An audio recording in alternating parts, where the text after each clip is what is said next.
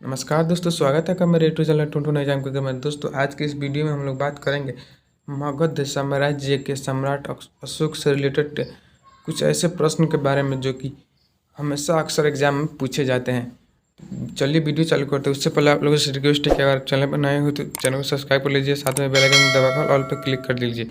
तो दोस्तों हमारा पहला प्रश्न है, अशोक मगध की गद्दी पर कब बैठा था? तो कब बैठे थे? 269 ईस्वी पूर्व बैठे थे। ठीक है।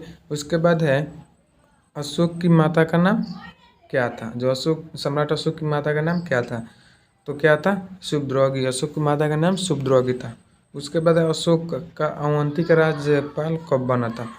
जो सम्राट अशोक थे अवंती के राज्यपाल कब बने थे? अवंती के राज्यपाल बने थे राजगद्दी पर बैठने के समय। उसके बाद है, मास्की और गुर्जरा अभिलेख में अशोक का नाम क्या मिलता है? जो मास्की और गुर्जरा अभिलेख है उसमें अशोक का नाम मिलता है अशोक ही मिलता है। उसके बाद है, पुराणों में अशोक का नाम क्या क्या है? पुराणों में अशोक का नाम अशोक वर्धन कहा गया है।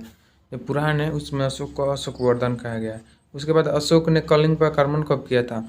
सम्राट अशोक ने कलिंग पर आक्रमण 261 ईस्वी पूर्व किया था। ठीक है। उसके बाद अशोक को बौद्ध धर्म की शिक्षा किसने दी थी? सम्राट अशोक को बौद्ध धर्म की शिक्षा किसने दी थी?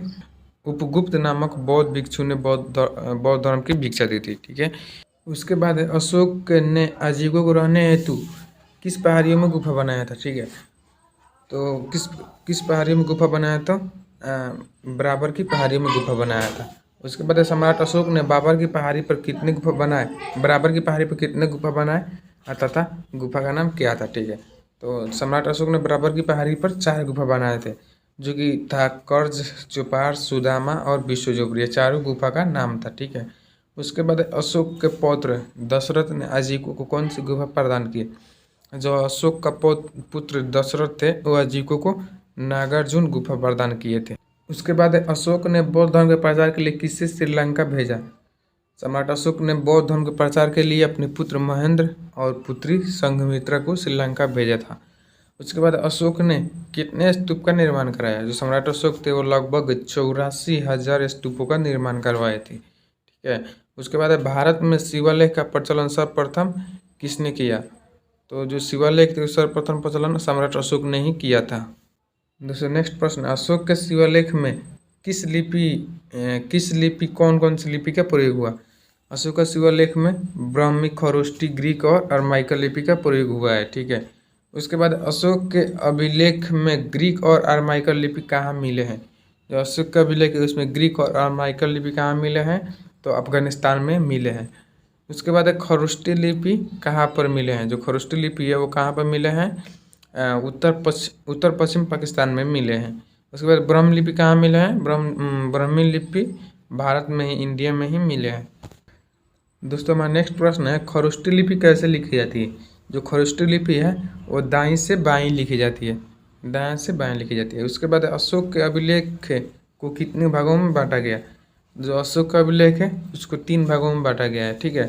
पहला है शिवालेख अभिलेख, उसके बाद स्तंभ लेख अभिलेख और उसके बाद गुहा लेख अभिलेख है। ये 3 अशोक के अभिलेख हैं। उसके बाद अशोक के शिवालेख की खोज कब हुई थी? अशोक का शिवालय की खोज 1750 ईस्वी में हुई थी।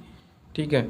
नेक्स्ट, अशोक के शिवालय के किसने खोज की? जो अशोक के शिवालय की खोज है वो किसने की थी? तो पदेट्री फैंथलर ने की थी। पदेट्री फैंथलर ने शिवालय की खोज की। उसके बाद अशोक का अभिलेख को पढ़ने में पहली सफलता कब और किसने की? जो सम्राट अशोक के अभिलेख को पढ़ने में सबसे पहली सफलता 1837 ईस्वी में जेम्स प्रिंसेप ने की थी। ठीक है। नेक्स्ट प्रश्न है, अशोक के स्तंभ लेखों की संख्या कितनी है? किस लिपि में लिखी गई है? तो जो अशोक के स्तंभ लेखों की संख्या 7 है और ये ब्राह्मी लिपि में लिखी गई है। ठीक है। उसके बाद अशोक के स्तंभ अभिलेख कहाँ कहाँ प्राप्त हुए? अशोक का स्तंभ अभिलेख लगभग 6 अलग अलग स्थान में प्राप्त हुए। ठीक है। जो हमारा पहला स्थान है वो है प्रयाग स्तंभ लेख। ठीक है। प्रयाग स्तंभ लेख ये कहाँ स्थित है? प्रयाग स्तंभ लेख ये दोस्तों कहाँ स्थित है? ये पहले कौशाम्बी में स्थित था। इस स्तंभ लेख को अकबर ने इलाहाबाद के किले में स्थापित कराया था। यह पहले तो कौशाम्बी में था ठीक है, जो कि कोसी नदी का प्राचीन नाम है। और इस स्तंभ लेख को अकबर ने इलाहाबाद किले में स्थापित कराया था। उसके बाद दूसरा जो है दूसरा लेख है दिल्ली टोपरा में। जो दूसरा लेख है वो दिल्ली टोपरा में स्थित है। ठीक है, और यह स्तंभ लेख फिरोज शाह तुगलक के द्वारा टोपरा से दिल्ली लाया गया। यह पहले टोपरा था, उसके बाद फिरोज शाह तुगलक के शासनकाल में इसे दिल्ली लाया गया था। ठीक है, उसके बाद नेक्स्ट दिल्ली मेरठ में। जो नेक्स्ट अभिलेख है वो दिल्ली मेरठ में है। ठीक है, तो यह पहले मेरठ में स्थित है था। ठीक है, यह स्तंभ लेख फिरोज शाह द्वारा दिल्ली लाया गया था। यह भी पहले मेरठ में ही था, इसके बाद इसे फिरोज शाह द्वारा दिल्ली लाया गया था। ठीक है, उसके बाद जो स्तंभ है वो है रामपुरवा में। ठीक है, यह स्तंभ है वो लेख चंपारण बिहार में स्थापित है, जिसकी खोज 1872 में कार्लायल ने की थी। ठीक है, जो रामपुरवा में है यह स्तंभ बिहार में ही है। इसका खोज 1872 में कार्लायल ने की थी। ठीक है, उसके बाद जो नेक्स्ट स्तंभ है वह है लौरिया और राज्य में। जो हमारा और राज्य है उसमें है, यह भी चंपारण बिहार में ही है। ठीक है, उसके बाद जो स्तंभ है लौरिया नंदगढ़ में भी है। चंपारण बिहार में इस स्तंभ पर मोर का चित्र बना है। नेक्स्ट है, किस अभिलेख को रानी का अभिलेख कहा जाता है? जो कौशाम्बी अभिलेख को रानी का अभिलेख कहा जाता है। उसके बाद हमारा प्रश्न है कि अशोक का कौन सा अभिलेख सबसे बड़ा अभिलेख है? जो अशोक का 7वां अभिलेख सबसे बड़ा अभिलेख है। ठीक है, अशोक का सबसे छोटा स्तंभ लेख कौन सा है? जो अशोक का सबसे छोटा स्तंभ लेख है रूमीदेई सबसे छोटा स्तंभ लेख है। उसके बाद अशोक का प्रथम पृथक शिलालेख में क्या घोषणा है? जो सबसे पहला जो है अलग शिलालेख है उसमें क्या घोषणा की गई थी? उसमें क्या घोषणा है? तो यह घोषणा है कि मनुष्य मेरे बच्चे हैं। जी, अशोक का जो प्रथम जो शिलालेख है उसमें यही घोषणा किया गया था, मनुष्य मेरा बच्चा है। उसके बाद अशोक का सार ए कूना कंदहार अभिलेख किस लिपि में है? जो सार ए कूना यानी कंदहार जो अभिलेख है वो किस लिपि में है? तो यह ग्रीक और अरमाइकल लिपि में है। ठीक है, उसके बाद है उपधा परीक्षण किसे कहा जाता है? जो उपधा परीक्षण है और साम्राज्य में मुख्यमंत्री और पुरोहित की नियुक्ति के पूर्व इनके चित्र को काफ़ी जांचा परखा जाता है, जिसे उपधा कहा जाता है। ठीक है, नेक्स्ट है, सम्राट की सहायता के लिए मंत्रिपरिषद थी। उन मंत्रिपरिषद में कितने सदस्यों की संख्या होते थे? जो सम्राट की सहायता के लिए जो मंत्रिपरिषद थी उसमें सदस्यों की संख्या कितनी थी? 12, 16 या 20 हुआ करता था। उसके बाद है कि महामात्र की संख्या कितनी है? जो महामात्र है उसकी 16 है। उसकी संख्या कितनी है? 16 है। उसके बाद अशोक के समय मौर्य साम्राज्य की प्रांतों की संख्या कितनी थी? मौर्य साम्राज्य की प्रांतों की संख्या लगभग 5 थी। ठीक है, उसके बाद है अशोक के समय प्रांतों को क्या कहा जाता था? जो सम्राट अशोक थे उसके समय प्रांतों को चक्र कहा जाता था। ठीक है, नेक्स्ट है, प्रांतों के प्रशासन को क्या कहते थे? सम्राट अशोक थे उसके समय प्रांतों के प्रशासन को क्या कहते थे? प्रांतों के प्रशासन को कुमार, आर्यपुत्रा और राष्ट्रिक कहते थे। ठीक है, सम्राट अशोक के समय। उसके बाद अशोक के समय प्रशासन की सबसे छोटी इकाई क्या कहलाती थी? ग्राम। ठीक है, उसके बाद मैगस्थनीज के अनुसार नगर का प्रशासन कितने सदस्यों का मंडल होता है? मैगस्थनीज है उसके अनुसार नगर का प्रशासन 30 सदस्यों का एक मंडल होता है। ठीक है, 30 सदस्यों का एक मंडल होता है। उसके बाद है किसके अनुसार चंद्रगुप्त मौर्य की सेना में लगभग 5-7 हजार अश्वारोही सैनिक, 9,000 हाथी और 8,000 रथ थे?